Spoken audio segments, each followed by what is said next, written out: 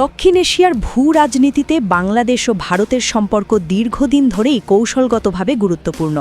ইতিহাস, ভৌগোলিক বাস্তবতা, বাণিজ্যিক নির্ভরতা এবং আঞ্চলিক নিরাপত্তা সব মিলিয়ে এই দুই দেশের সম্পর্ক শুধুমাত্র দ্বিপাক্ষিক নয়, বরং পুরো অঞ্চলের স্থিতিশীলতার সঙ্গে গভীরভাবে যুক্ত। এমন প্রেক্ষাপটে বাংলাদেশে যুদ্ধের মতো কোনো ধারণা সামনে এলে সেটি শুধু ঢাকা বা দিল্লির বিষয় হয়ে থাকে না, বরং এর প্রভাব পড়ে পুরো দক্ষিণ এশিয়ার নিরাপত্তা কাঠামোর ওপর। বিশ্লেষকদের মতে এমন পরিস্থিতি তৈরি হলে ভারত একাধিক দিক থেকে চাপের মুখে পড়তে পারে, যা অনেকের চোখে একটি বড় কৌশলগত দুঃস্বপ্নের রূপ নিতে পারে। প্রথমেই আসে ভৌগোলিক বাস্তবতার প্রশ্ন। বাংলাদেশ ও ভারতের মধ্যে প্রায় 4000 কিলোমিটার দীর্ঘ সীমান্ত রয়েছে, যা ভারতের অন্য যে কোনো প্রতিবেশীর তুলনায় আলাদা বৈশিষ্ট্যপূর্ণ। এই সীমান্তের বড় অংশ নদী, চর, গ্রাম ও ঘন জনবসতিপূর্ণ এলাকায় বিস্তৃত।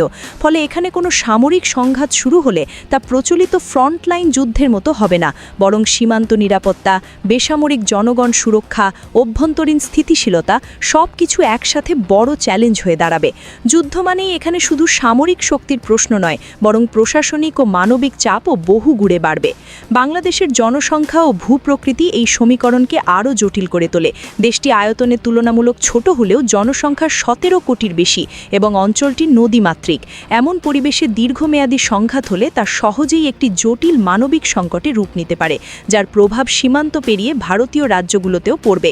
বিশ্লেষকদের মতে এই ধরনের পরিস্থিতি ভারতের জন্য একটি বড় নিরাপত্তা ও অর্থনৈতিক চাপ তৈরি করবে, যা কোনো স্বল্পমেয়াদী সামরিক লক্ষ্য দিয়ে সহজে সামাল দেওয়া সম্ভব নয়। দ্বিতীয় গুরুত্বপূর্ণ দিকটি হল আঞ্চলিক নিরাপত্তা ও পাকিস্তান ফ্যাক্টর। ভারত ও পাকিস্তানের সম্পর্ক দীর্ঘদিন ধরেই সংবেদনশীল। দুই দেশের মধ্যে সীমান্ত উত্তেজনা, কাশ্মীর ইস্যু এবং অতীতের যুদ্ধের অভিজ্ঞতা এখনও নিরাপত্তা বিশ্লেষণের কেন্দ্রে রয়েছে।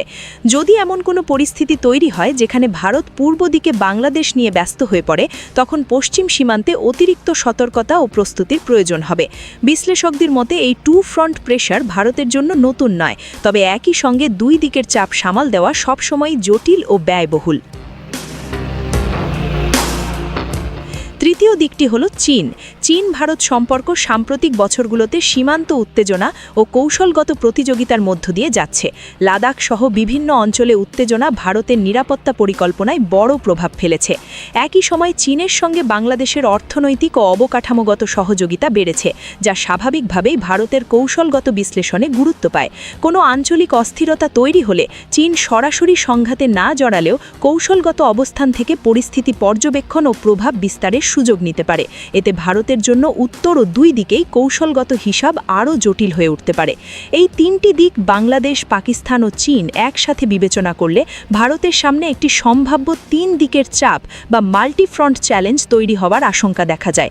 যদিও বাস্তবে এমন পরিস্থিতি তৈরি হওয়া অত্যন্ত জটিল ও অল্প সম্ভাবনাময়, তবুও নিরাপত্তা বিশ্লেষণে এটি একটি গুরুত্বপূর্ণ ধারণা হিসাবে আলোচিত হয়। কারণ আধুনিক যুদ্ধ শুধু সামরিক শক্তির উপর নির্ভর করে না, অর্থনীতি, কূটনীতি, আন্তর্জাতিক মতামত এবং অভ্যন্তরীণ স্থিতিশীলতা সব কিছু একসাথে কাজ করে। আন্তর্জাতিক প্রতিক্রিয়াও এখানে বড় একটি বিষয়। বাংলাদেশ একটি সার্বভৌম রাষ্ট্র এবং জাতিসংঘের সদস্য। কোনো বড় সংঘাত হলে আন্তর্জাতিক সংস্থাগুলো, আঞ্চলিক জোট এবং বড় শক্তিগুলোর প্রতিক্রিয়া অনিবার্য হবে। বাণিজ্যিক নিষেধাজ্ঞা, কূটনৈতিক চাপ বা রাজনৈতিক সমালোচনাও সবই সম্ভাব্য বাস্তবতা। ভারত একটি উদীয়মান বৈশ্বিক অর্থনীতি ও আন্তর্জাতিক অংশীদারিত্বে যুক্ত দেশ হওয়ায় এমন পরিস্থিতি তার দীর্ঘমেয়াদী কৌশলগত লক্ষ্যগুলোর সঙ্গে সাংঘর্ষিক হতে পারে। অর্থনৈতিক দিক থেকেও যুদ্ধ একটি বড় ঝুঁকি। দক্ষিণ এশিয়ায় বাণিজ্য, যোগাযোগ ও বিনিয়োগ অনেকাংশে স্থিতিশীল পরিবেশের ওপর নির্ভরশীল। বাংলাদেশ ও ভারতের মধ্যে বাণিজ্যিক সম্পর্ক, ট্রানজিট, জ্বালানি ও যোগাযোগ সহযোগিতা রয়েছে।